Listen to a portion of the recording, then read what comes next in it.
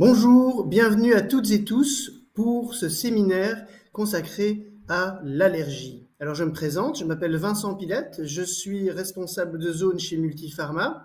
Donc Multipharma, c'est une société coopérative où on retrouve 244 pharmacies à ce jour actuel localisées en Belgique, notamment un tiers en Flandre et 2 tiers dans la partie francophone. Et pour cette session, nous allons avoir le plaisir d'être bercé par les doux propos de 2 talentueux pharmaciens et pharmaciennes. Donc j'ai nommé Anne, qui est pharmacienne à Liège. Bonsoir Vincent, bonsoir à Salut tous. Anne. Et de l'autre côté, dans la capitale, c'est Antoine, qui est en direct de Woluwe. Ah, le micro, Antoine. Oui, désolé, excusez-moi. Bonjour à tous, bonjour à tous. Voilà, tu es pardonné, Antoine. J'espère que tu seras interactif et passionnant dans ta session. Alors, je vous propose directement de parcourir l'agenda de cette soirée. Donc, ici, au niveau de la table des matières, c'est Anne qui va entamer les débats pour nous présenter l'allergie, qu'est-ce que c'est. Ensuite, le relais sera passé à Antoine au point de vue en fait des différents types d'allergies. Anne reprendra la main pour nous parler de l'allergie saisonnière, tandis que Antoine reprendra les conseils non médicamenteux.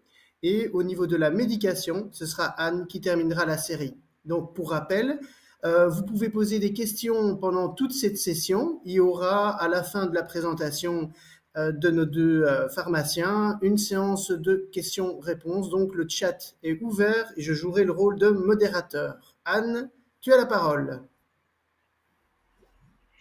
Merci Vincent. D'abord, merci à tous d'être présents ce soir et d'assister à cette présentation. Je vous propose d'abord de poser les bases et de définir ce que c'est que l'allergie finalement. Donc l'allergie, qu'est-ce que c'est? On sait que le principal acteur des réactions allergiques, c'est le système immunitaire. Normalement, notre système immunitaire, il est là pour défendre l'organisme contre des substances étrangères qui pénètrent dans notre corps. Il sert à nous défendre contre les attaques de ce qui normalement devrait ou pourrait nous rendre malades. Malheureusement, chez certaines personnes sensibles, il peut réagir de façon excessive à certaines substances qui sont normalement sans danger et déclencher ce qui s'appelle une réaction allergique.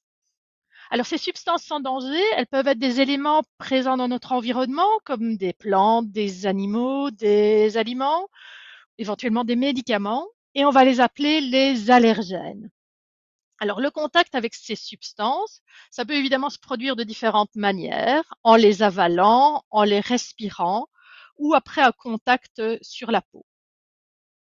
Le slide suivant. Alors, quel est le mécanisme qui mène à cette réaction excessive du système immunitaire finalement?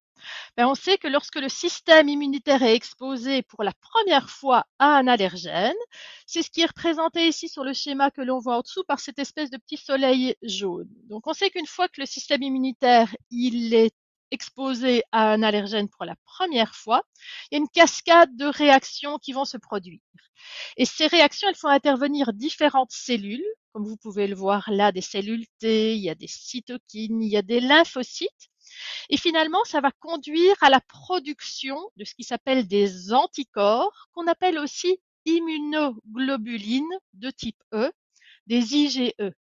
Et ces IgE, sur votre dessin, vous voyez que ça ressemble à des petits tridents verts, c'est ce qui est produit et qui sont finalement des anticorps. Et ces anticorps, ils sont toujours spécifiques à un antigène, toujours spécifiques à un allergène, et ce sont des éléments qui permettent à notre système immunitaire de reconnaître un agresseur. Alors cette production d'anticorps, elle s'effectue lors du premier contact avec un allergène, mais ça ne provoque pas nécessairement des symptômes. Par contre, lors d'un deuxième contact avec l'allergène, les anticorps, ils vont reconnaître celui-ci et ils vont déclencher une autre réaction qui va faire intervenir un autre type de cellules, des cellules qu'on appelle des mastocytes. Et ces mastocytes, c'est l'espèce de grosse boule rose qui ressemble à un hérisson à la fin de votre schéma. Et ces mastocytes, ils vont réagir à la présence de l'allergène en explosant et en libérant toute une série de substances qu'on appelle des médiateurs de l'inflammation. On parle de prostaglandine, on parle de leucotriène, mais on va surtout parler d'une substance dont le nom va vous parler, c'est l'histamine. Alors, ces substances qui vont se retrouver dans la peau, dans les voies respiratoires et dans la circulation sanguine, ce sont elles qui vont être responsables des symptômes bien connus de l'allergie, que sont gonflement, irritation, larmoiement, écoulement nasal, démangeaison. Le slide suivant. Et pour être tout à fait complet, il faudrait distinguer deux types de réactions allergiques, celle qu'on appelle immédiate et celle qu'on appelle retardée. L'allergie immédiate, elle est fréquente chez les personnes qui ont tendance et qui ont une tendance héréditaire la plupart du temps à produire beaucoup d'IgE, beaucoup d'anticorps. On dit qu'ils ont une tendance à l'atopie. Alors les symptômes de cette allergie immédiate, ils apparaissent rapidement dans les minutes qui suivent le contact avec l'allergène. L'allergie retardée, comme son nom l'indique, apparaît avec un délai un peu plus important après le contact avec l'allergène et ça ne fait pas intervenir des anticorps mais d'autres types de cellules. Et ce type d'allergie retardée, ça peut toucher tout le monde sans nécessairement avoir une prédisposition génétique particulière et ça donne lieu la plupart du temps à un eczéma de contact. Antoine y reviendra un peu plus loin. Et cette réaction allergique, elle peut être de courte durée, quelques minutes, mais parfois malheureusement plus longue, jusqu'à plus de 12 heures, voire quelques jours. Alors, comment est-ce qu'on peut faire un diagnostic d'une allergie? Alors, évidemment, ce sont les signes cliniques, c'est-à-dire les symptômes qui vont être déterminants et ils sont à mettre évidemment en relation avec les facteurs qu'on appelle les facteurs environnants. À quelle saison est-ce qu'ils apparaissent? Avec quelle météo? Dans quelles conditions? Est-ce qu'il y a d'autres personnes allergiques dans la famille proche?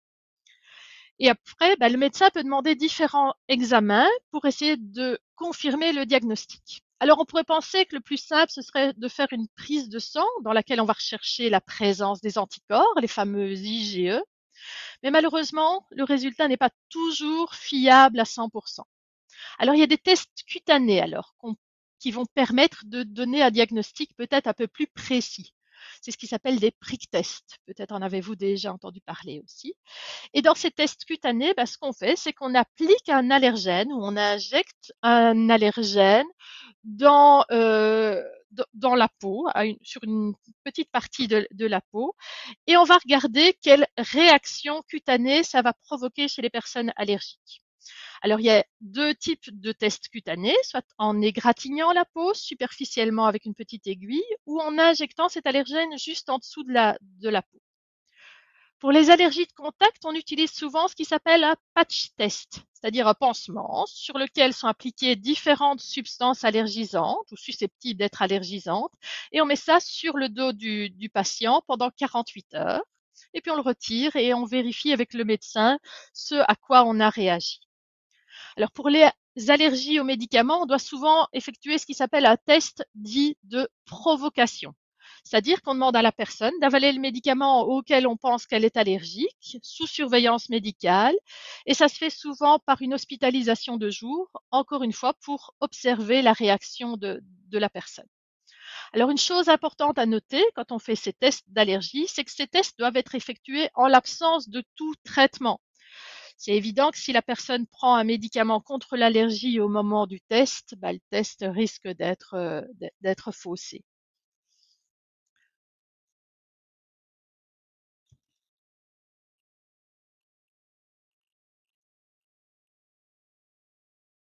Alors, je ne sais pas si Antoine nous entend. Oui, bonjour. Oui, donc nous allons passer maintenant aux différents types d'allergies.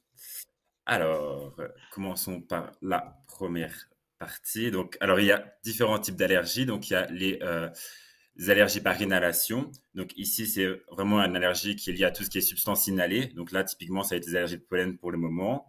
Il y a les allergies médicamenteuses. Donc ici, ça va être les allergies liées à la prise orale d'un médicament, par exemple. C'est aussi l'allergie qui va être liée à l'alimentaire. Donc tout ce qui est intolérance ou allergie alimentaire, on va bien voir la différence tout à l'heure. Et il va y avoir les allergies de contact. Donc, les allergies de contact qui sont liées à la peau. Donc ici, c'est par exemple tout ce qui est piqûre d'abeille, tout ce qui est allergie aux bijoux ou aux crèmes. Donc, différents types d'allergènes. Quand je vais citer ici, on va voir on va voir la suite. Donc, il y a par exemple les allergènes. Il y a l'acarien. Donc, ce sera sur la slide suivante, s'il vous plaît. Ouais, parfait. Donc, les acariens. Il y a aussi tout ce qui est squame d'animaux. Donc, ici, on dit généralement en familier les poils de chat, de chien. Mais en fait, c'est vraiment une allergie qui est liée aux protéines qui se trouvent dans les glandes sébacées. Donc, c'est vraiment dans tous les poils environnants qu'on va être allergique. Il va y avoir l'allergie au pollen, là c'est la saison aujourd'hui. Allergie aux mycètes, donc ça c'est tout ce qui est allergie liée aux moisissures. Le caoutchouc qu'on peut retrouver dans le latex. Par exemple, un exemple qu'on connaît tous, l'allergie aux préservatifs. Et ici, il va y avoir aussi l'allergie aux aliments, par exemple l'allergie au lait, aux protéines de lait, aux œufs, au blé, aux poissons, aux crustacés, pour citer les plus connus. Aux médicaments, il va y avoir principalement l'allergie aux antibiotiques et aux analgésiques. Là, on va revenir dessus un peu plus tard. Aux piqûres d'insectes, aux poisons d'insectes, donc que ce soit serpents, araignées, guêpes ou moustiques.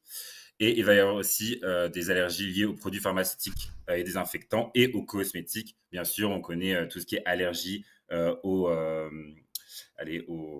produits pour les conservateurs. Donc, slide suivante. Donc ici, les allergies vont vraiment être typiques par de l'écoulement nasal, une congestion des yeux, une congestion nasale aussi, donc le nez bouché, et des démangeaisons. Ensuite, il peut y avoir une toux, une dyspnée, qui est une sensation désagréable de manque d'air et d'étouffement. Il va y avoir l'urticaire, la démangeaison, qui peut après être liée à l'eczéma. Et ensuite, si vraiment l'allergie est trop forte, il va y avoir l'essoufflement, un abaissement de la pression artérielle qui peut amener à un choc anaphylactique, donc qui est l'étape la plus dangereuse de l'allergie, qui peut entraîner la mort. Les slides suivantes.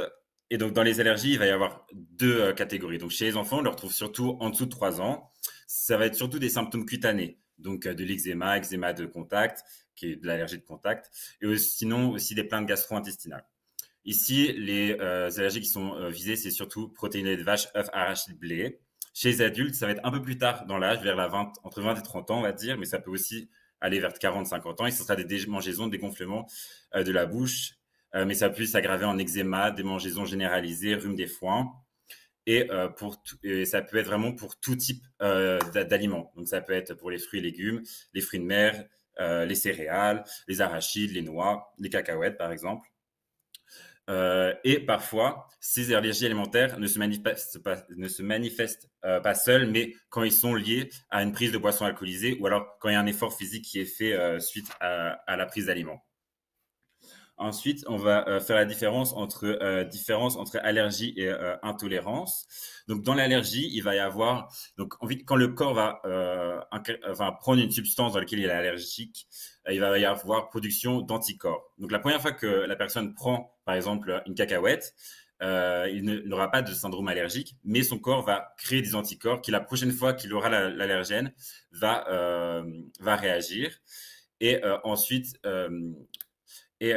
par exemple, plus tard, quand il va prendre la cacahuète, par exemple, je sais pas, 2 ans après, lorsqu'il va remanger une cacahuète, là, son corps va réagir, mais de manière beaucoup plus forte et beaucoup plus intense. Et l'intolérance, par contre, ici, c'est un manque généralement d'une protéine. Par exemple, pour le lactose, c'est une déficience en enzyme lactique qui va faire que le corps va avoir du mal à digérer. Et donc là, en fait, ce sera plus des ballonnements, une réaction beaucoup moins forte, beaucoup moins grave. Voilà. Ici, pour la suite, Anne, est-ce que je peux te laisser finir ma partie? Comme ça, je reprendrai après pour les conseils non médicamenteux, si cela ne te dérange pas. Non, non, je suis là. Donc, super. Merci beaucoup. Donc, je laisse place à Anne pour finir cette partie. Merci beaucoup.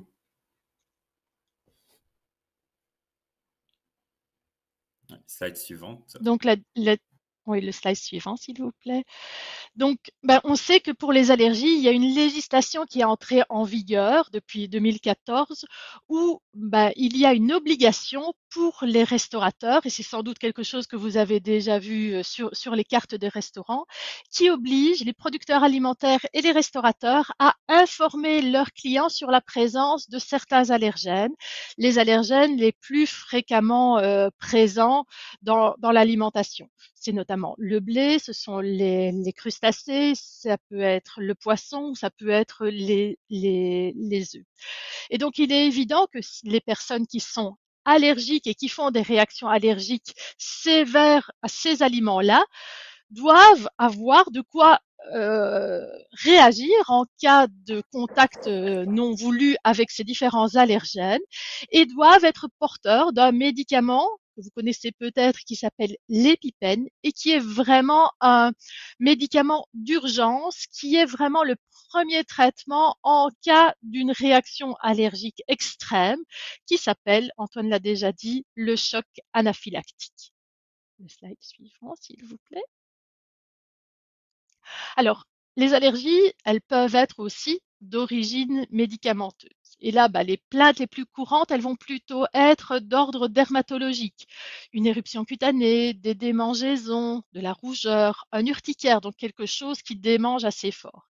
Et malheureusement, ces plaintes, elles peuvent être aussi, comme on dit, systémiques, c'est-à-dire qu'elles peuvent causer de la fièvre, un essoufflement, des douleurs articulaire et ça peut même aller encore une fois jusqu'au choc anaphylactique. Et il y a deux grandes catégories de médicaments que l'on sait les plus allergisants, ce sont les antibiotiques et les analgésiques. Mais malheureusement, on est à l'abri de rien et tout médicament est susceptible de provoquer une réaction allergique. Alors la difficulté, c'est de faire un diagnostic, surtout si on a été malade et qu'on a pris plusieurs médicaments en même temps. Et pour savoir à quel médicament on a réagi, malheureusement, il n'y a qu'un test de provocation qui peut être fait pour en être sûr. Alors, ce qu'il faut savoir aussi, c'est qu'il y a des médicaments qui, lorsqu'on s'expose au soleil après avoir pris ces médicaments, vont causer une allergie médicamenteuse extrêmement importante qu'on appelle la phototoxicité. Le cas le plus connu est celui qui se présente avec des gels qui sont couramment utilisés pour les douleurs articulaires et les douleurs musculaires ou contre l'inflammation. Et on sait que ces médicaments sont fortement déconseillés en cas d'exposition solaire et parfois même des semaines, des jours, voire des semaines après avoir appliqué la crème, on peut encore réagir de façon excessive et avoir ce qui s'appelle cette phototoxicité qui va provoquer des brûlures extrêmement importantes. Donc méfiance et respectez bien les conseils que votre pharmacien pourrait vous donner. Le slide suivant. L'allergie de contact, quant à elle, comme je vous l'ai dit, c'est souvent une réaction qui apparaît quelques heures, voire quelques jours après le contact cutané avec un allergène. Et les personnes qui sont allergiques savent bien qu'elles ne peuvent pas se permettre d'acheter des bijoux fantaisie, par exemple, parce qu'il y a des métaux comme le nickel ou le cobalt qui font réagir de façon extrêmement importante et on a tout de suite des démangeaisons qui apparaissent, des rougeurs, des petites cloques. Il y a des sels de certains métaux également, comme les sels de chrome, qui peuvent faire réagir, et ça, on le retrouve parfois dans le ciment ou dans le cuir. Il y a des additifs également, notamment ceux qui sont utilisés pour rendre le caoutchouc plus malléable dans les gants ou dans les bottes à caoutchouc. Eux aussi peuvent faire réagir. Et puis, les personnes allergiques savent aussi qu'elles doivent se méfier de certains cosmétiques, notamment ceux qui contiennent des parfums ou certains conservateurs. Ils sont bien connus pour provoquer des réactions et des allergies de contact. Donc, on a vu encore une fois que certains antibiotiques pouvaient également provoquer ces réactions-là. Et un des exemples les plus connus et que l'on voit fréquemment à notre comptoir en pharmacie, c'est dans les cols qui sont utilisés pour faire tenir des pansements adhésifs ou des sparadraps, que ce soit dans des applications médicales ou dans des applications industrielles. Et on sait que on a mis un pansement pour traiter une plaie et malheureusement, on va réagir à la colle du pansement et on va avoir ces rougeurs et ces irritations qui vont apparaître au pourtour de la plaie. Donc, c'est quelque chose qu'il ne faut pas négliger et auquel il faut être attentif et utiliser les pansements et les adhésifs les plus neutres possibles. Le slide suivant, s'il vous plaît. Alors, l'allergie saisonnière. Et l'allergie saisonnière, c'est probablement la raison pour laquelle vous êtes devant votre écran ce soir et la raison pour laquelle ce webinaire vous intéresse. Alors, je me permets de faire une petite parenthèse et de vous rappeler qu'il y a un sondage pour donner votre avis sur la présentation qui est disponible via l'onglet dans le bas de votre écran, l'onglet Slido. Vous avez la possibilité de donner votre avis, notamment par l'onglet qui est appelé Polls. Et je vous invite à nous donner votre avis. C'est comme ça qu'on peut faire avancer les choses. Donc, les allergies saisonnières, elles sont dues à une exposition à des substances qu'on dit aéroportées, c'est-à-dire des pollens, par exemple, qui vont pénétrer dans l'organisme par l'air inhalé et qui ne sont observés qu'à certains moments de l'année. Alors, on va les appeler rhume des foins, rhinite allergique saisonnière, allergie au pollen. Ce sont tous synonymes pour la même chose. Et les symptômes ressentis les plus courants, je pense que malheureusement vous les connaissez plus que probablement. Au niveau du nez, le nez qui coule ou le nez bouché ou alors une alternance des deux, des démangeaisons, des éternuements. Au niveau des yeux, ça chatouille, ça brûle, ça coule, les yeux pleurent et les yeux deviennent tout rouges. Au niveau de la gorge, il y a une irritation qui peut aussi apparaître. Mais ce qui est craint surtout, c'est au niveau des voies respiratoires, parce qu'on peut avoir des symptômes comme de la toux sèche, une respiration qui siffle, un essoufflement, voire des difficultés à respirer qui peuvent aller jusqu'à la crise d'asthme dans les cas les plus graves. Le slide suivant, s'il vous plaît. Alors, il y a différents types de pollen qui circulent dans l'air, et ça dès le mois de février et jusqu'au mois d'août, voire au mois de septembre. Et ces pollens, ils proviennent d'où? De graminées, de fleurs, de plantes, d'arbres lors de leur floraison, et ils sont transportés par le vent dans l'air qu'on respire. Alors, il y a des arbres tels que l'aulne, le noisetier ou le bouleau. Eux, ils sont les premiers à libérer leur pollen et ils sont suivis au mois de mai, au mois de juin par les pollens des graminées. Alors, les graminées, c'est quoi? Ce sont des plantes qui sont très répandues dans nos jardins et dans les bas-côtés des routes notamment, et dont les fleurs, elles sont disposées en épis. C'est typiquement comme l'épi de blé ou l'orge, mais il y a aussi le maïs, le bambou, ou des plantes que l'on retrouve très régulièrement dans nos pelouses. Et si vous présentez des symptômes actuellement, c'est probablement à cette famille que vous êtes le plus sensible.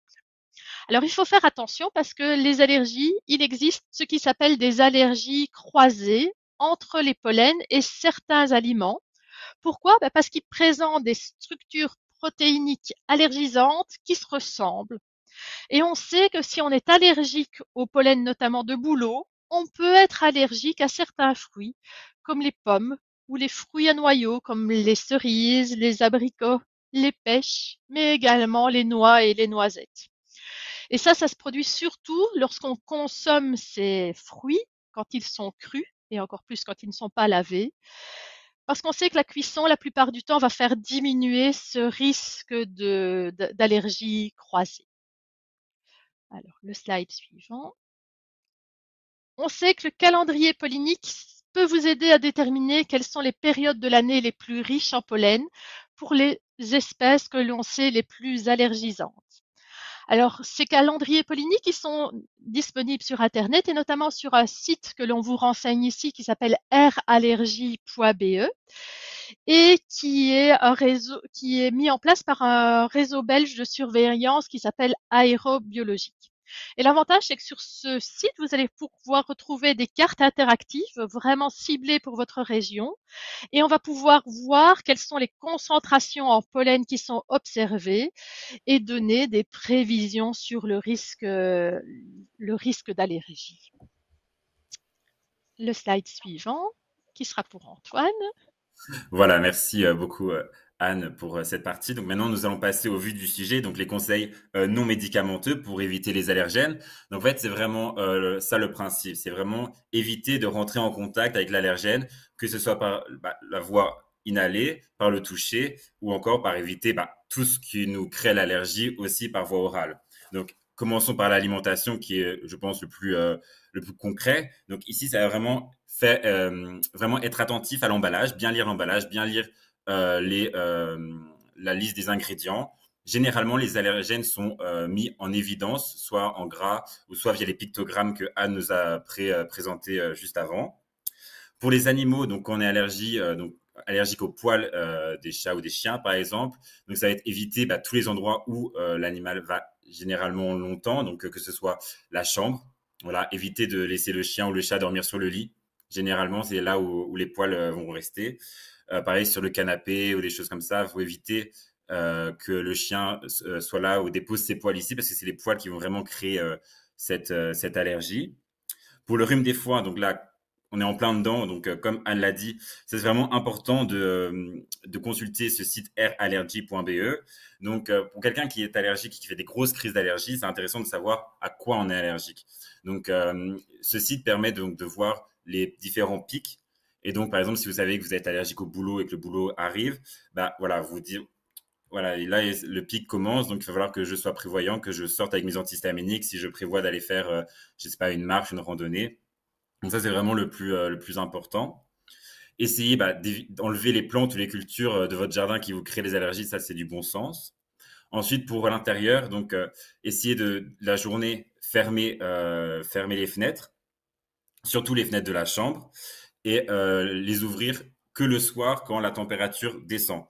Parce que le soir, quand les températures descendent avec un peu d'humidité, les allergènes vont plus avoir tendance à tomber sur le sol et donc à moins rentrer dans les maisons. En voiture, bien sûr, il est préférable de garder les fenêtres fermées, donc pour éviter que les allergènes rentrent. Et il existe maintenant des filtres à pollen que l'on peut mettre au niveau des circulations d'air dans la voiture pour éviter que l'allergène rentre malgré tout avec l'air court. Ensuite aussi, un petit conseil pragmatique, mais essayez d'être malin dans la destination de vos vacances. Donc, essayez de trouver des destinations plus en bord de mer où les allergènes sont moins présents, ou alors en haute montagne, ou alors essayer de partir en dehors des saisons de floraison, surtout dans les pays de sud de l'Europe, où là, on sait que voilà, quand la floraison arrive, voilà, toutes les plantes lâchent le pollen en même temps. Donc là, c'est un enfer pour ceux qui sont allergiques au pollen, par exemple. Et au niveau professionnel et passe-temps, voilà, éviter tout contact avec le pollen. Je sais que ça, c'est aussi compliqué. Ça vient avec l'expérience, surtout quand on devient allergique sur le tard, on va dire. C'est vraiment au fur et à mesure des expériences de sortie qu'on sait si, voilà, je sais qu'il y a des personnes qui sont par exemple allergiques au gazon. Donc, dès que, voilà, dans un parc communal, les personnes viennent de passer la tondeuse, voilà, là, il faut éviter. Ou alors prendre un antihistaminique directement. Et essayer d'être le plus malin et d'éviter les allergènes. C'est pour ça aussi qu'à la pharmacie, on conseille toujours que ce soit, allez, là pour le pollen, de bien rincer son nez, par exemple avec de l'eau de mer, ou alors bien rincer ses yeux, parce qu'on va essayer d'enlever le plus possible d'allergènes directement sur le site qui crée l'allergie, pour essayer de nettoyer et vraiment de faire sortir tous les allergènes du corps. Mais si cela ne suffit pas, donc il va y avoir une solution médicamenteuse que Anne va nous présenter. Alors en effet, nous sommes pharmaciens et les médicaments, ça nous connaît. Donc on va essayer de faire un peu le point sur les médicaments qui peuvent vous soulager. Donc vous vous souvenez que lorsque l'allergène entre dans le corps, il y a une cascade de réactions qui conduit finalement à la libération dans l'organisme d'une substance qu'on appelle l'histamine. Et c'est cette substance qui est responsable des symptômes ressentis en provoquant notamment, ça s'appelle une vasodilatation, c'est-à-dire une dilatation des petits vaisseaux sanguins qui sont présents dans la peau, à l'intérieur du nez ou au niveau des yeux. Et le résultat, c'est qu'on va ressentir un gonflement des muqueuses, une augmentation de la production du mucus, avec également finalement des rougeurs. Les médicaments qu'on va utiliser le plus couramment, ce sont des médicaments que l'on va dire antihistaminiques, parce qu'ils vont bloquer les effets de l'histamine qui provoquent finalement tous ces symptômes ressentis. Alors les antihistaminiques, ils existent sous forme de comprimés, de gélules, de solutions liquides, tout ça à prendre par voie orale pour avoir une action générale. Et vous allez voir ici quelques noms de molécules, ce sont probablement celles qui sont le plus vendues en Belgique à l'heure actuelle. Mais il existe également des sprays pour le nez spécifiques pour l'allergie, des collyres, c'est-à-dire des gouttes à mettre dans les yeux, qui sont aussi spécifiques de l'allergie, et des crèmes pour mettre sur la peau, qui sont utilisables en cas d'allergie. Et il est évident également qu'on peut utiliser une combinaison de plusieurs moyens, de plusieurs médicaments pour arriver à traiter les symptômes de l'allergie. Et on recommande souvent d'ailleurs d'associer un spray pour le nez avec des comprimés à avaler, et si ça ne suffit pas, éventuellement en plus des gouttes à mettre dans les yeux, le tout étant de soulager au maximum les symptômes. Alors pour le slide suivant, je dois quand même vous mettre en garde à propos des effets indésirables des antihistaminiques qui sont pris par voie orale sous forme de comprimés ou de gouttes ou de sirop. Ils agissent sur tout l'organisme, donc ils traitent toutes les plaintes, mais leur effet secondaire principal est qu'ils provoquent de la somnolence. En gros, ils endorment. Et donc, il y a certains antihistaminiques que vous devrez éviter à tout prix si vous devez conduire un véhicule ou si vous avez une activité qui va demander de la vigilance. Et si vous êtes fort sensible, ben, la recommandation va être de prendre ces antihistaminiques plutôt le soir. Alors on sait aussi qu'ils ont un effet qu'on appelle anticholinergique et qui fait que ces antihistaminiques doivent être utilisés avec prudence, en particulier chez les personnes âgées qui souffriraient de 2 pathologies, notamment le glaucome et des affections de la prostate. Alors ce qu'on sait aussi, c'est qu'ils ne doivent pas être utilisés chez les enfants, surtout ceux de moins de 2 ans, sans avis médical. Donc pour le slide suivant, on peut voir qu'il y a des mesures simples qui sont complémentaires. Et Antoine vous en a déjà touché un mot en vous recommandant notamment de rincer au sérum physiologique tout ce qui aurait pu être en contact ou qui aurait pu être une porte d'entrée des pollens, et notamment la muqueuse nasale, en la rinçant bien avec du sérum physiologique. On peut essayer d'éviter que les pollens ne rentrent dans le nez en déposant une petite noisette de vaseline à l'entrée du nez. Donc ça va faire vraiment comme une espèce de bouchon, quelque chose qui va coller et qui va empêcher les pollens de rentrer et d'être en contact avec la muqueuse nasale. Mais parfois, si les antihistaminiques ne suffisent pas, on peut alors utiliser d'autres médicaments à base de cortisone notamment, et qu'on appelle aussi des corticostéroïdes. Alors, il y a des sprays pour le nez qui sont disponibles avec et sans ordonnance. Et ça, je vous recommande de demander conseil à votre pharmacien parce qu'il demande certaines précautions d'emploi. Il y a des crèmes avec et sans ordonnance également qui existent et qui sont disponibles. Et dans les cas les plus graves, on sait que le médecin peut prescrire de la cortisone, que ce soit par voie orale ou en forme d'injection.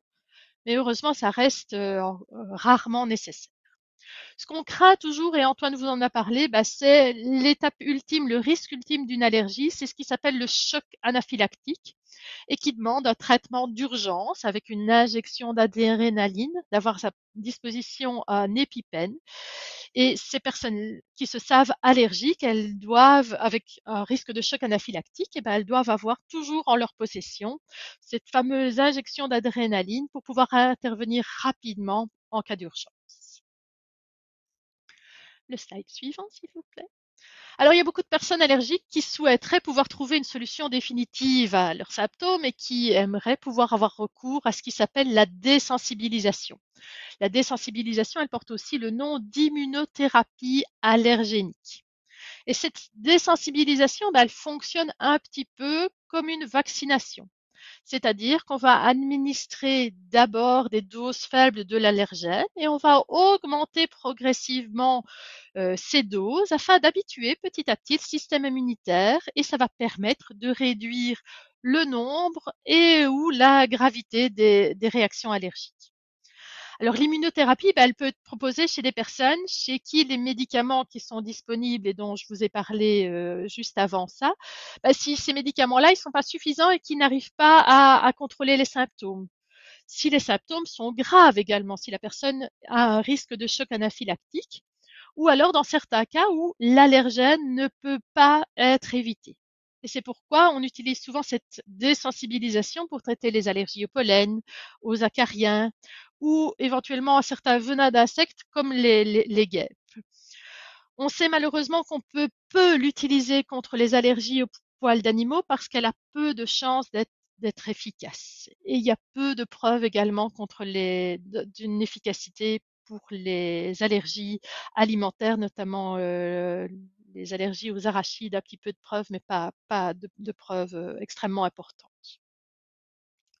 Alors sur le slide suivant, cette désensibilisation, on sait malheureusement que c'est un traitement qui est souvent très coûteux et qui va prendre beaucoup, beaucoup de temps parce que avant d'obtenir des résultats, parfois il faut attendre 3 ans avant d'avoir achevé cette immunothérapie. Et cette administration, elle peut se faire sous forme de piqûre ou par voie sublinguale, mais elles vont toujours nécessiter une surveillance médicale parce qu'on ne peut pas exclure qu'il y ait une réaction éventuellement excessive de l'organisme. Je vous remercie pour votre attention. On est là ce soir pour essayer de répondre aux questions que vous vous poseriez sur les allergies. On va essayer d'y répondre le mieux avec Antoine. Mais j'insiste à chaque fois pour vous dire que votre pharmacien, ça reste un interlocuteur privilégié concernant votre santé et qu'il est là pour vous conseiller au mieux et pour essayer de trouver avec vous la solution qui vous conviendra le mieux pour soulager vos symptômes. Donc n'hésitez pas à consulter votre pharmacien, il est là pour ça, c'est le rôle du pharmacien et c'est avec plaisir que l'on fait, qu'on l'on donne ces conseils de façon régulière au comptoir. Un tout grand merci, Anne. On va donc passer à la partie questions-réponses. Donc, vous avez été nombreux, en tout cas, à poser des questions. Donc, je propose de commencer. Ah, ça, c'est le sondage. On va peut-être commencer par les questions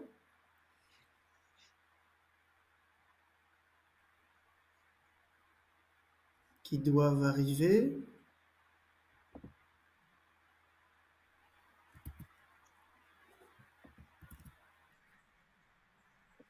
Alors, ici, je vais prendre la première question. À voter. Hein.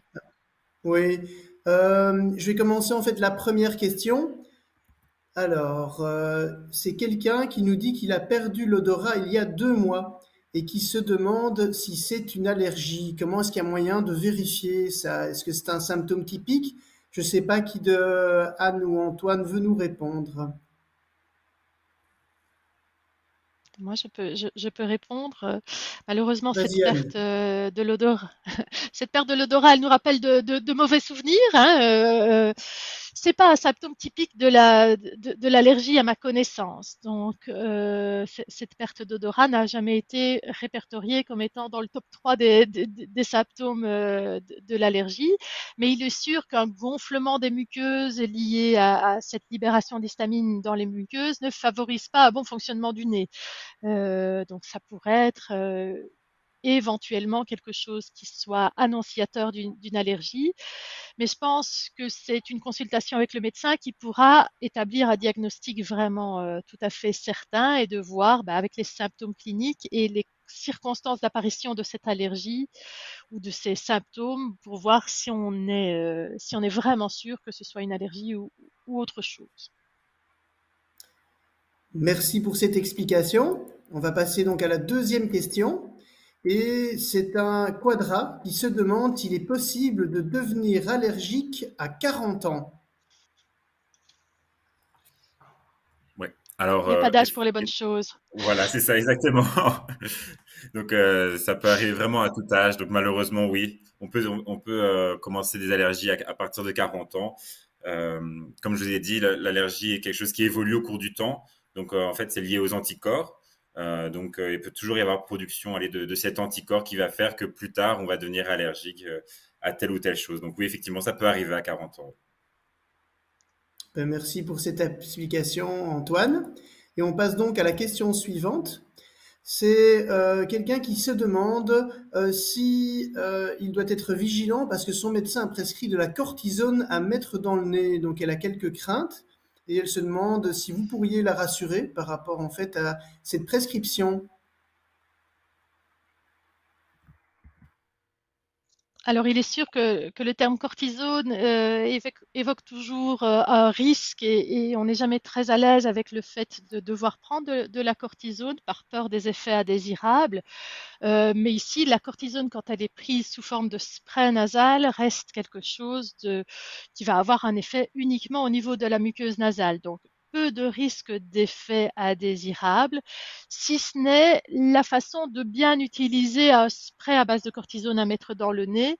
Je pense notamment au fait qu'il faille bien pulvériser le spray plutôt à l'intérieur du nez, évidemment, mais plutôt sur les ailes du nez pour éviter qu'on aille trop haut vers la muqueuse et avoir éventuellement des effets indésirables du type saignement de nez. Donc, ce qu'on recommande en général, c'est d'utiliser la main gauche pour pulvériser dans la narine droite et la main droite pour pulvériser dans la narine gauche, pour être sûr de mettre bien la bouteille en diagonale et de pulvériser plutôt sur les ailes du nez. Mais sinon, non, il ne faut pas avoir peur de la cortisone quand elle est utilisée sur une courte période et en usage local. Merci pour cette explication. On va passer à la question suivante. Question suivante qui a été posée par José, qui constate que quand il consomme de l'alcool, et notamment du vin, il a de fortes réactions, donc du type rhinite. Est-ce qu'on peut considérer l'alcool comme un allergène?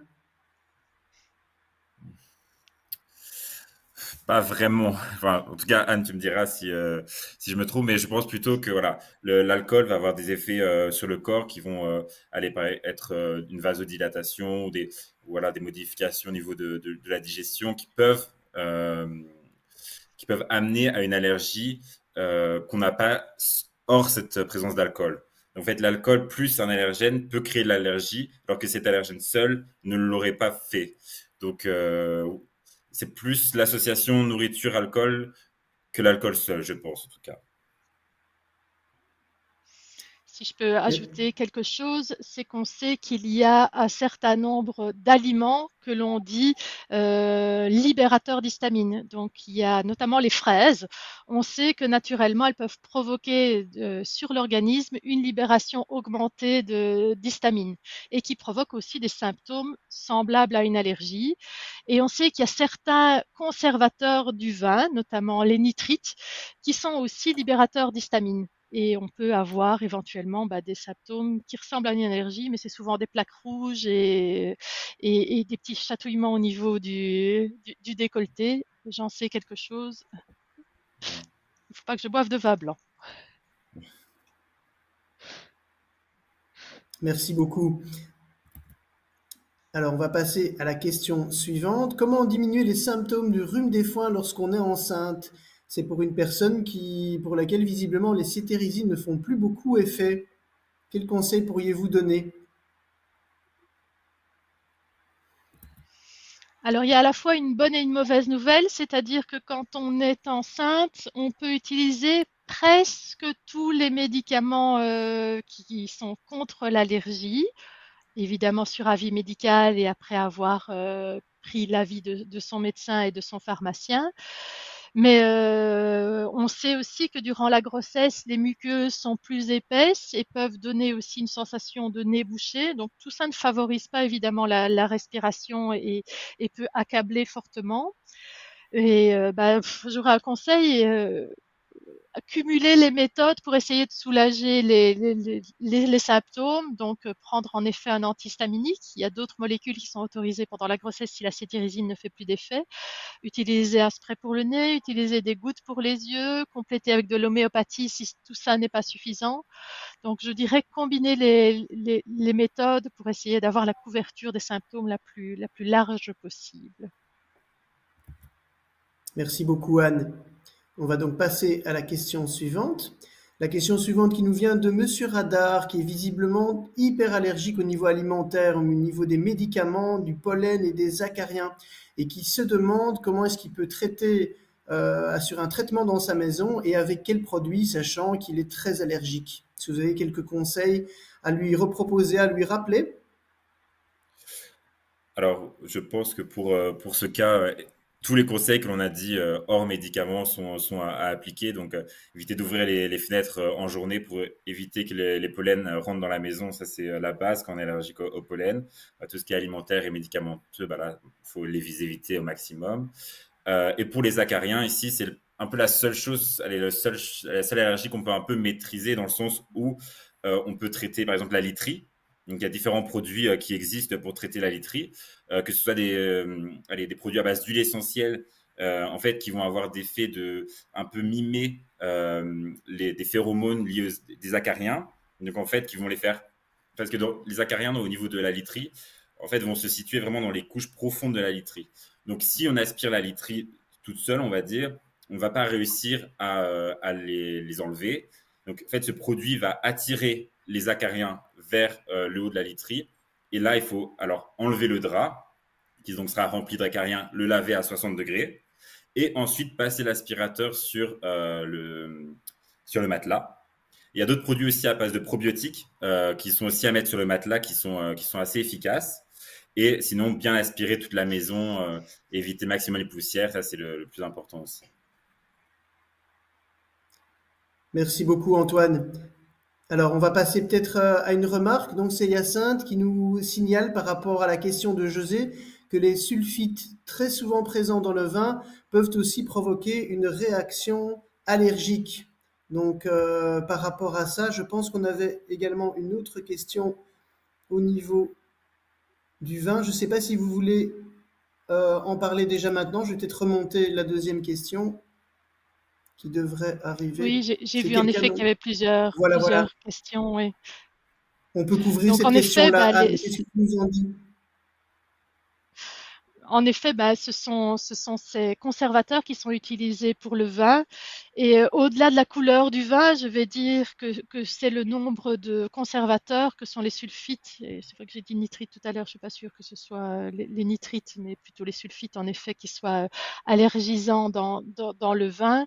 C'est au-delà de la couleur du vin, je pense qu'il y a aussi une question de quantité de conservateurs qui sont utilisés et parfois utiliser des vins biologiques qui contiennent moins de conservateurs peut être une solution. Mais voilà, quand le système immunitaire est un peu titillé par un aliment, on devient réactif à toute une série d'aliments. Donc vin blanc, vin rouge, je dirais attention à la quantité de conservateurs surtout. Merci pour ces explications. Donc, on va rester ici dans la question suivante, donc dans le domaine de la restauration, puisqu'on a parlé du vin.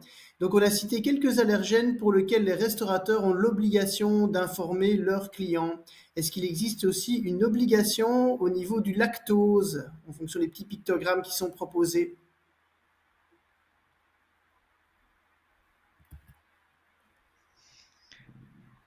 Pas à ma connaissance pour le lactose. Alors, le problème du lactose, c'est que contrairement à ce qu'on pense, on est rarement allergique au lactose. On est le plus souvent intolérant au lactose. Donc, c'est au niveau de la quantité de lactose que l'on va ingérer que la réaction va être plus ou moins forte. Les personnes vraiment allergiques au lactose sont peu nombreuses finalement et je pense que c'est pour ça que ça ne fait pas partie des allergènes qui sont indiqués sur les cartes de restaurant et qui échappent un peu à la législation. Mais la législation pourrait être élargie et certains restaurateurs peuvent avoir de leur propre initiative aussi l'envie d'indiquer si les aliments contiennent du lactose. Ça peut être un argument sur la carte d'un restaurant. Merci Yann. Au niveau de la question suivante, cette fois ça concerne un bébé de 11 mois. Est-ce qu'il peut présenter un nez bouché ou des difficultés respiratoires dues à une allergie au pollen ou aux graminées? Qu'est-ce qu'on va observer chez le nouveau-né? Ouais, alors les allergies respiratoires sont généralement assez rares avant 4 ans. Donc généralement avant 4 ans, enfin, 3 ans comme on a vu dans la présentation, les allergies vont vraiment être présentées par des rougeurs, plutôt de l'eczéma de contact, des choses comme ça. Mais au niveau respiratoire, c'est très rare. C'est possible. Donc c'est pour ça que voilà, si vous avez un doute ou si vous pensez que c'est vraiment lié au pollen, n'hésitez pas à aller consulter votre pédiatre pour être sûr et écarter ce diagnostic. Peut-être que ça sera autre chose. Il y a plein de petits virus qui peuvent induire ces symptômes. Merci Antoine. Question suivante, elle nous vient de Carmen qui se demande si la nicotinamide et l'oxalio solaire peuvent-ils aider pour le traitement des allergies.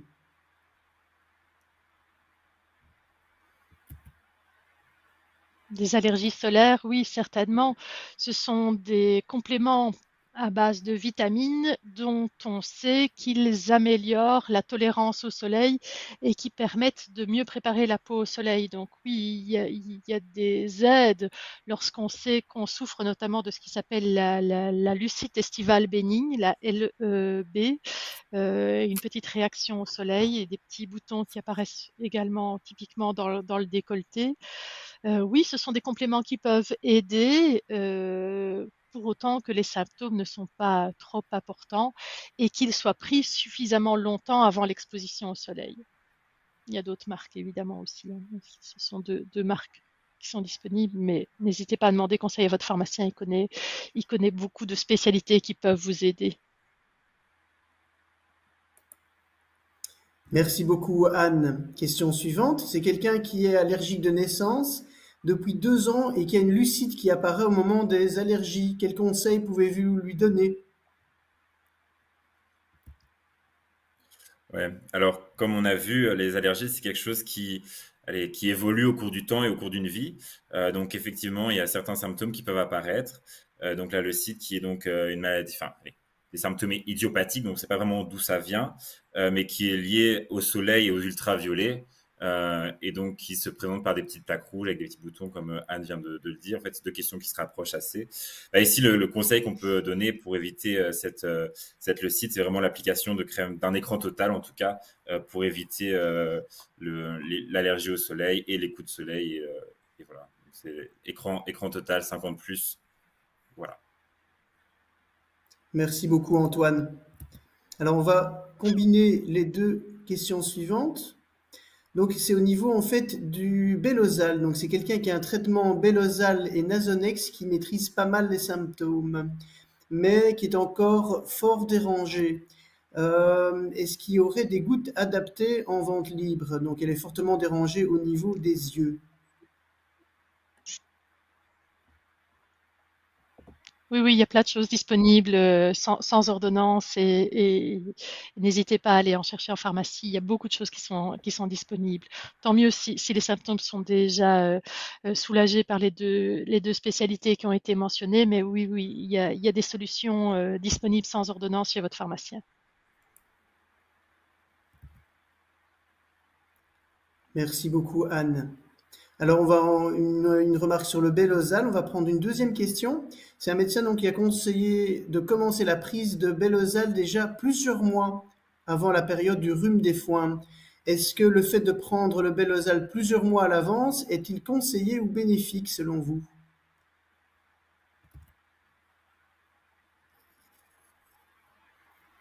Personnellement, j'ai jamais eu le Pas de cas, souci pour enfin, à moi. la pharmacie. Mm. Donc, voilà, je ne saurais pas te dire. Ben, on a vu que dans le calendrier pollinique, malheureusement, la période des pollens peut s'étaler sur de nombreux mois. Ça peut commencer déjà au mois de février et aller jusqu'au mois de septembre. Donc, est-ce qu'on est toujours sûr à 100% de à quoi on est allergique? À mon avis, on ne l'est pas. Et je pense que le médecin, par prudence, a recommandé de prendre le Bélozal durant une longue période avant la survenue des symptômes. À ma connaissance, il n'y a pas de contre-indication à faire cela, pour autant que les effets indésirables ne soient pas limitants. Il y a malheureusement des personnes qui sont toute l'année en contact avec des allergènes, notamment les personnes qui sont allergiques aux acariens. Et donc oui, elles doivent se traiter toute l'année avec un antihistaminique. Donc pour moi, il n'y a pas de contre-indication formelle à prendre un antihistaminique durant une longue période, pour autant que ce soit validé par un médecin et pour autant que les effets indésirables ne soient pas trop présents. Merci beaucoup, Anne. Question suivante. Est-ce que la maladie cœliaque et l'intolérance au gluten, est-ce qu'on parle de la même chose dans ces termes ou est-ce qu'il y a des différences à considérer? Ouais, alors c'est vrai que le gluten, ça fait bon déjà il y a une dizaine d'années qu'on en entend parler un peu partout, avec des régimes sans gluten pour améliorer la digestion, etc. En fait, la maladie cœliaque, ça se réfère à l'allergie au gluten. Donc ici, ça va vraiment être lié à la présence d'anticorps. Et donc, comme je vous ai dit, la réaction va être beaucoup plus forte. Donc, ça va vraiment être des ballonnements très douloureux avec un système digestif qui va vraiment être endommagé. L'intolérance, donc comme son nom l'indique, c'est un seuil de tolérance que le corps peut accepter ou pas. Donc ici, l'intolérance au gluten existe. Elle crée aussi des dérangements au niveau digestif qui sont généralement un peu moins forts que dans l'allergie. Et donc, c'est vraiment deux choses différentes. Donc, en fait, quelqu'un qui est allergique doit vraiment avoir un régime strict, strictement sans gluten, alors que la personne intolérante, bah, en fait, elle doit voir jusqu'à quel seuil de tolérance elle peut aller. Donc, ça dépend d'une personne à l'autre.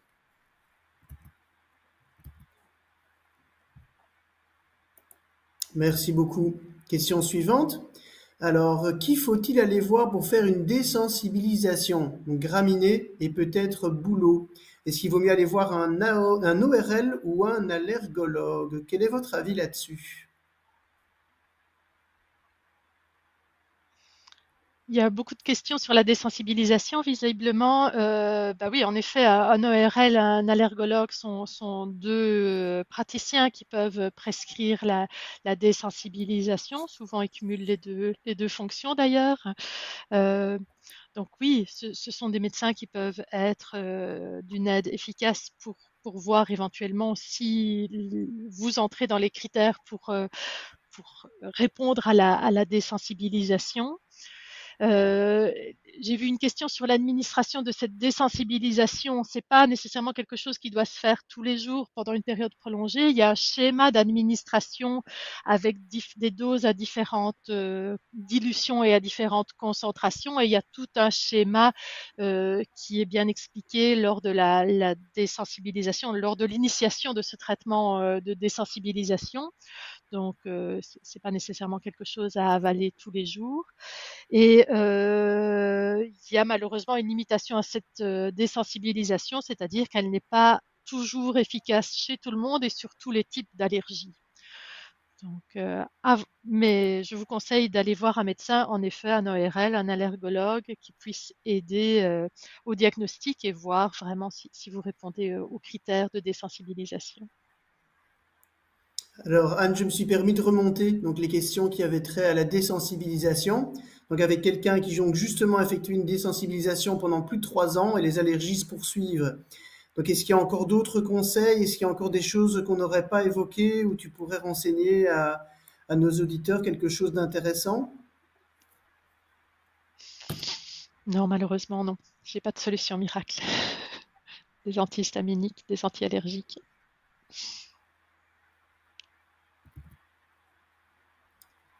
Voilà. Alors, donc, la question suivante. Donc, pourquoi ne pas mentionner la fexofénadine dans le traitement contre les allergies saisonnières? Donc, est-ce que vous avez une position là-dessus? Est-ce qu'il y a une contre-indication ou on sait que l'avantage est qu'il est sans somnolence par rapport à d'autres molécules? Est-ce que vous pourriez le conseiller à vos patients qui viennent vous voir tous les jours? Oui, Oui, effectivement, ça la fait flexo. partie du conseil. Vas-y. Oui, donc oui, ça fait partie oui, La du conseil fexofénadine. désolé, qu'on a au quotidien. Donc oui, c'est un produit qui est très intéressant. Donc en fait, c'est un produit qui effectivement fait moins de somnolence que ses autres compagnons, on va dire, antihistaminiques. Après, voilà, la réaction et la réponse d'une personne à un histaminique et d'une autre personne n'est pas la même. Donc voilà, là, pareil, il faut un peu voir quel produit vous convient le mieux. Mais effectivement, la fexofénadine est un très bon antihistaminique. Surtout pour l'allergie saisonnière, c'est un très bon candidat. Merci beaucoup, Antoine. Question suivante. On voit que vous êtes bien en verve ce soir. Donc, ça, c'est très agréable pour nous par rapport à la participation. Donc, c'est une auditrice en Carmen qui est allergique au soleil. Et donc, elle met du diprozone pour soulager sa peau. Est-ce que vous pourriez conseiller une autre crème où il n'y aurait pas de cortisone et qui donnerait le même résultat?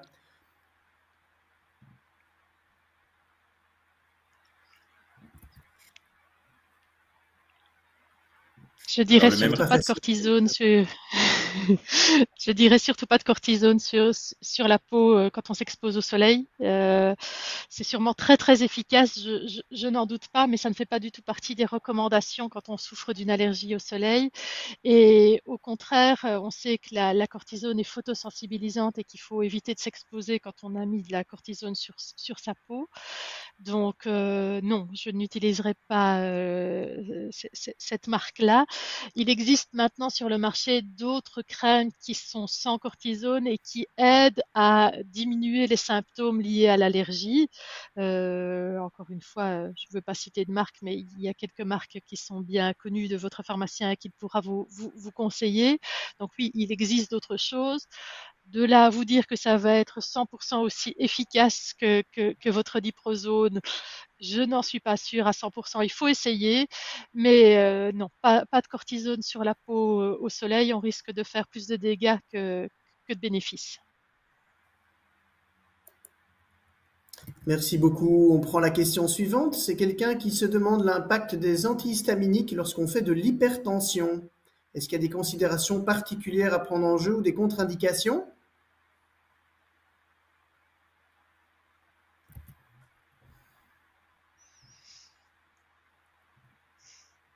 Pas à ma connaissance, non. Non, non plus.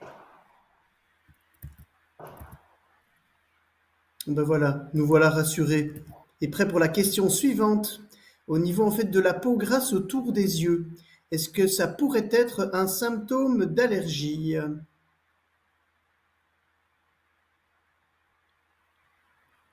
Alors, la peau grasse, pas à ma connaissance. Après, on peut avoir une congestion au niveau des yeux et alors le nez pris, donc peut-être que ça peut voilà, avoir une incidence au niveau du gonflement autour des yeux, mais un changement de structure de la peau, que la peau devienne plus grasse, pas à ma connaissance. Je ne sais pas toi, Siane, tu as déjà eu le cas, mais moi, pas. Non, ça ne me dit rien non plus. C'est pas en tout cas quelque chose de typique.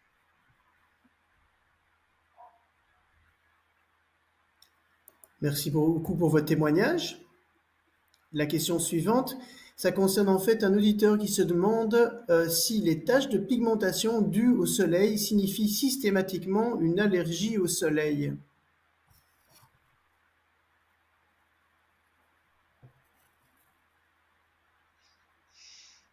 Non, les taches de pigmentation, elles sont dues à une hyperpigmentation de la peau, c'est-à-dire une production excessive de mélanine qui va conduire à une coloration de la peau et qui peut être dû à différents facteurs.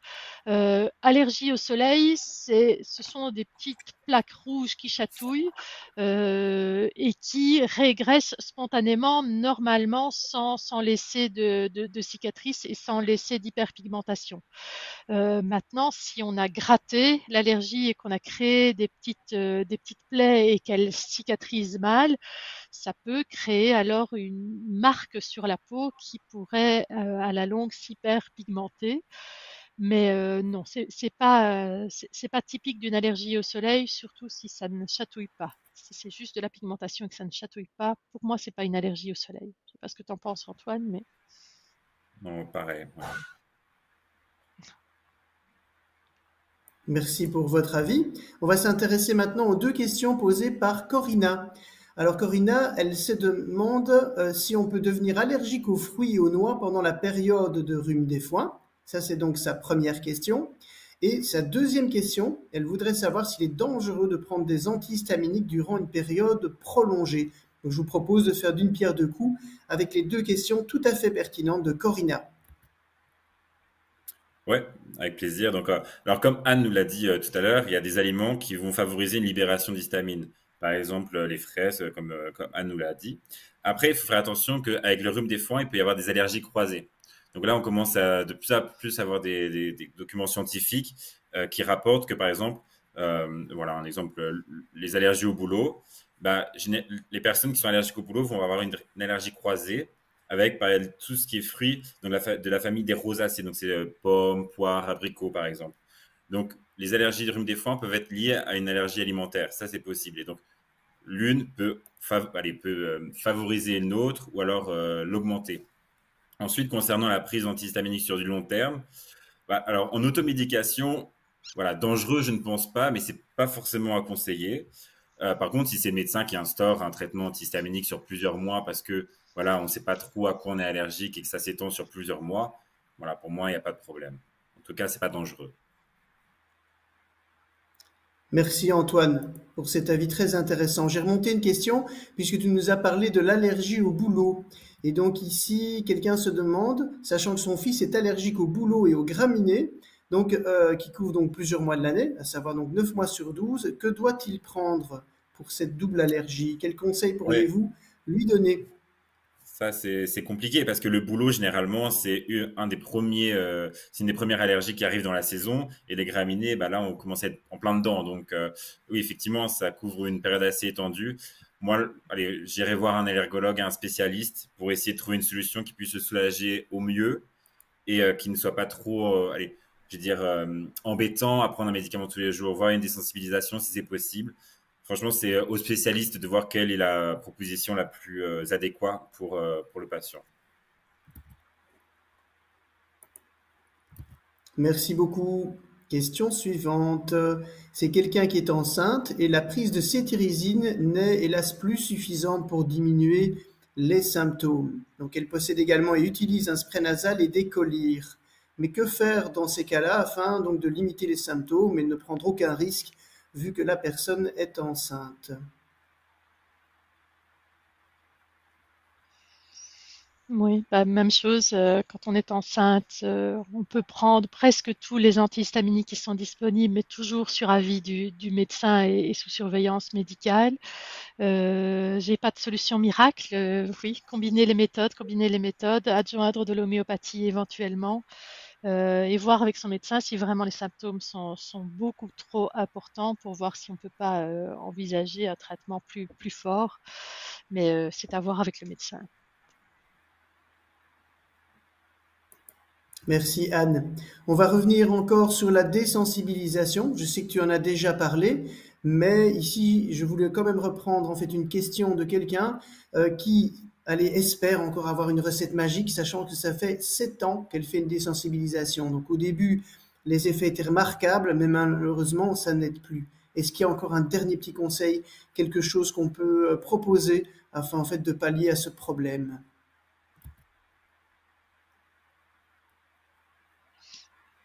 Antihistaminique en complément, et refaire le point avec un dermatologue, un allergologue ou un ORL pour voir si on n'est pas devenu allergique à autre chose, parce que la désensibilisation est souvent spécifique d'un allergène. Peut-être est-ce qu'on est devenu allergique à autre chose et ça vaudrait la peine de faire les tests pour voir à quoi on est devenu allergique. Et oui, malheureusement, recommencer le parcours du combattant qu'est parfois la détection et le fait de trouver ce à quoi on est allergique. Je vois que le temps avance, il est 21h22, j'essaie vraiment de prendre le maximum de vos questions. C'est vrai qu'il y en a beaucoup en cette soirée. Donc je vous propose de continuer la session jusqu'à 21h30. Ici, la question suivante, ça concerne en fait le masque qu'on utilisait donc pendant le Covid, le masque chirurgical. Est-il une protection pour les allergies à l'air? Oui, alors c'est vrai que c'est une drôle de façon de recycler les derniers masques qui restent à la maison. Mais oui, effectivement, pas plus tard que cet après-midi, je voyais mon voisin qui passait la tondeuse avec son masque. Donc oui, en fait, c'est une première barrière qui évite l'inhalation des allergènes et donc qui évite la mise en contact entre l'allergène et le corps. Donc oui, effectivement, ça peut aider. Après, ça reste limité avec les masques chirurgicaux. Les masques FFP2 sont bien sûr plus filtrants, donc plus efficaces. Ça peut être une solution si vraiment on est allergique voilà, à un type d'arbre et qu'on sait qu'on va faire une balade et qu'il y en a beaucoup. Pourquoi pas mettre un masque la durée de la randonnée, même si c'est pas très agréable, mais ça peut aider effectivement. Merci Antoine. La question suivante, elle nous vient de Memouna qui se demande si vous avez un avis spécifique sur le vaccin d'Iprofos, vu que les médicaments ne font plus effet cette année. Que pouvez-vous nous en dire? Est-ce qu'il est conseillé, recommandé? Quelle est votre position? Alors, une première précision, le diprofos n'est pas un vaccin. Le diprofos est une injection de cortisone qui va se libérer progressivement pendant plusieurs semaines dans l'organisme. Donc, c'est vraiment une injection de cortisone. Et comme vous l'avez vu dans les traitements médicamenteux, la cortisone est la deuxième étape quand les antihistaminiques ne fonctionnent plus.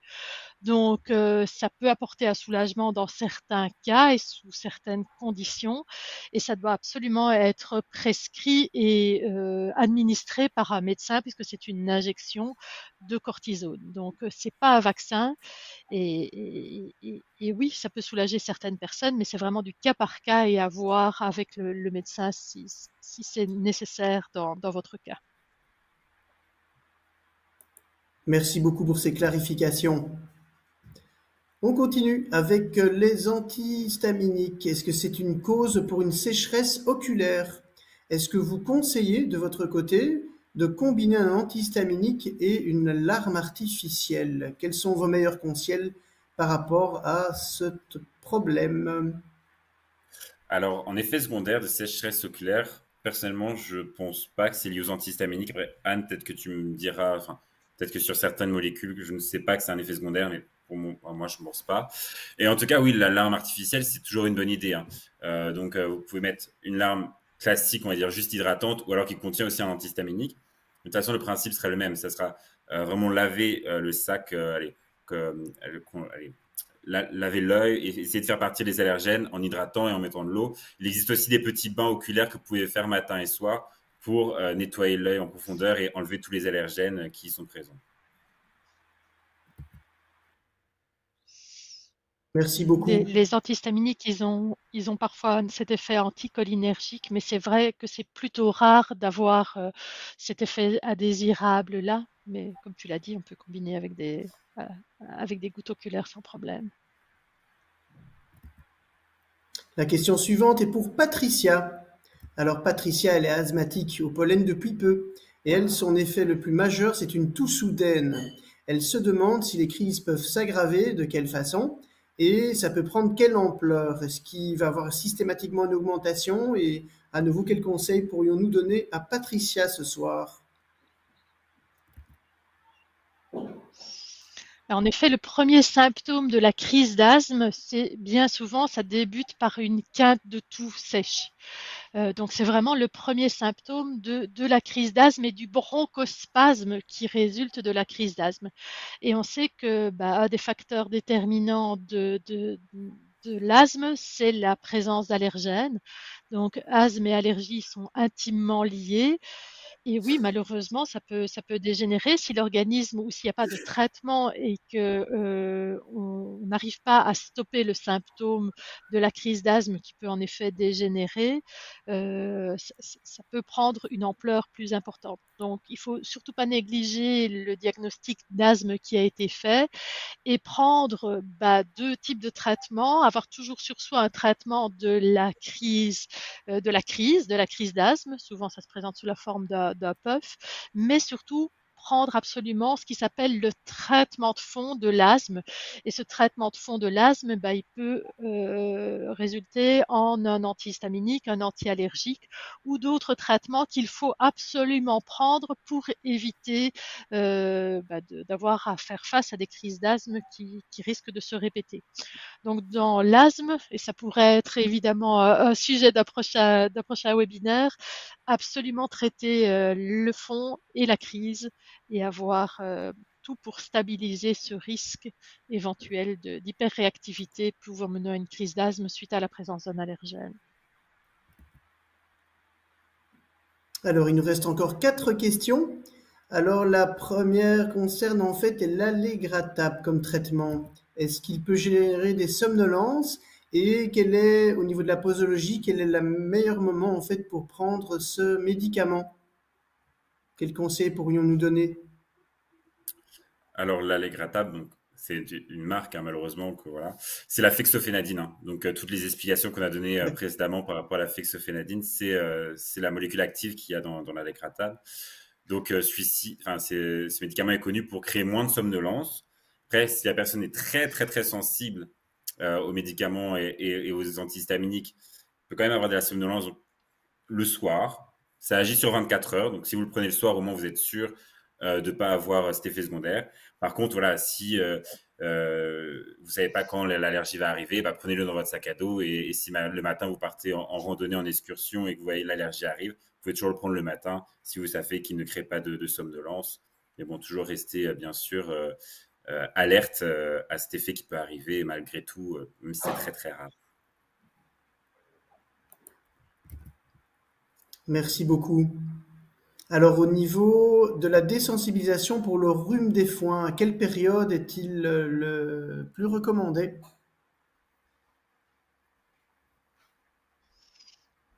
Évidemment, il ne faut pas attendre d'être en pleine saison pour commencer à faire une désensibilisation. Le mieux étant de commencer une désensibilisation dans la période la plus creuse des allergies. Mais comme on l'a vu, c'est un traitement qui va durer longtemps. Donc, forcément, il y a un moment donné où on va être pendant la période des allergies aussi. Donc, débuter un traitement, pas au moment du pic d'allergie, plutôt à une période plutôt creuse, mais à voir avec le médecin.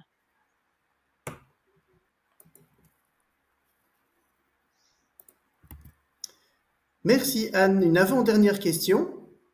Donc, c'est quelqu'un qui s'était griffé il y a quelques années. Ça a formé une croûte qui ressemble à un grain de beauté en relief, mais cette croûte peut tomber. Comment faire partir? Je ne sais pas si c'est en lien direct avec le thème, mais tout pharmacien est prêt à aborder tout conseil, donc je me permets de vous suggérer cette question.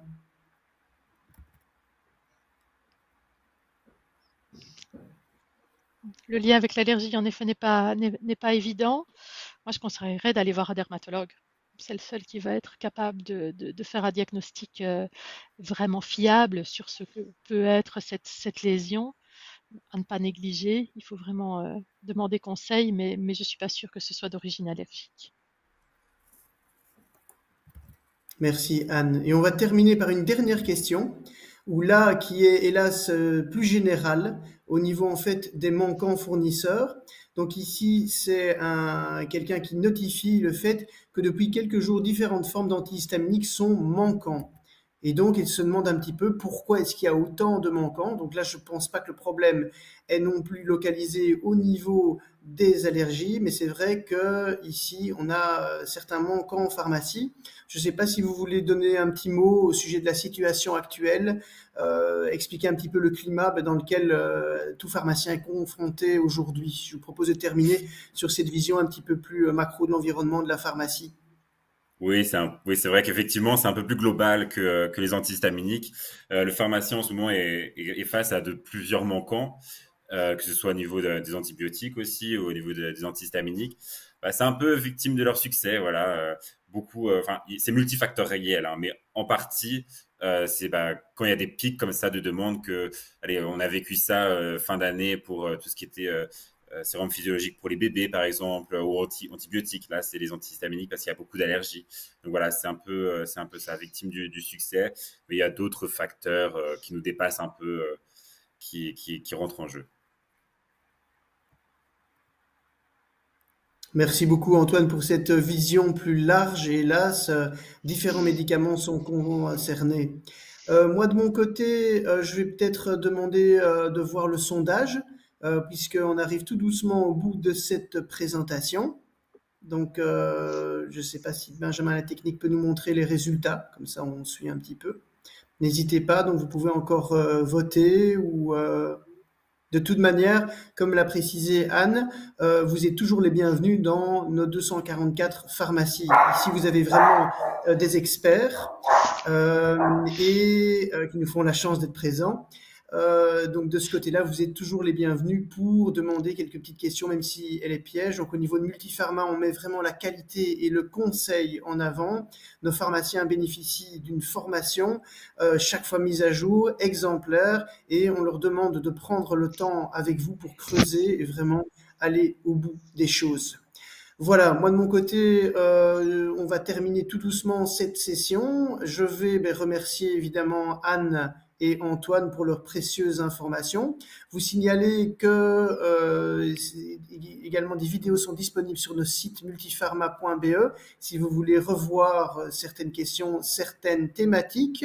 Et je vais également remercier Benjamin qui est à la technique. Vous ne le voyez pas, vous ne l'entendez pas, mais il nous coach toujours bien lors de ces sessions qui, on l'espère, ont été intéressantes pour vous. On vous remercie en tout cas pour votre attention. Je vais peut-être laisser le mot de la fin à nos deux pharmaciens, si vous voulez encore préciser une recommandation par rapport à l'allergie ou à nos patients en général. Anne, Antoine, je vous propose de terminer cette passionnante soirée. Merci à tous d'avoir été présents. Nous avons bien senti que cette allergie saisonnière était quelque chose qui vous concernait malheureusement de façon importante et que ça touchait beaucoup de monde. On le voit d'ailleurs au comptoir tous les jours. Merci d'avoir été présents et merci de nous avoir écoutés. Et n'hésitez pas, nous ne sommes que le relais des pharmaciens qui se trouvent dans les pharmacies près de chez vous et les pharmacies multipharma en particulier. Et j'espère vous retrouver pour d'autres sujets éventuellement. Oui, merci à vous d'avoir posé autant de questions et d'avoir été aussi intéressé par cette thématique de ce soir. C'est toujours un plaisir de présenter ces Let's Talk qui nous permettent voilà, de vous parler et aussi de voir un peu vos ressentis concernant différentes thématiques. Comme a dit Anne, vous êtes toujours la bienvenue dans nos pharmacies pour en discuter. Donc voilà, merci à vous d'avoir écouté. Merci à Vincent, Anne et à Benjamin pour cette soirée. Et à très vite dans une de nos pharmacies multipharma alors.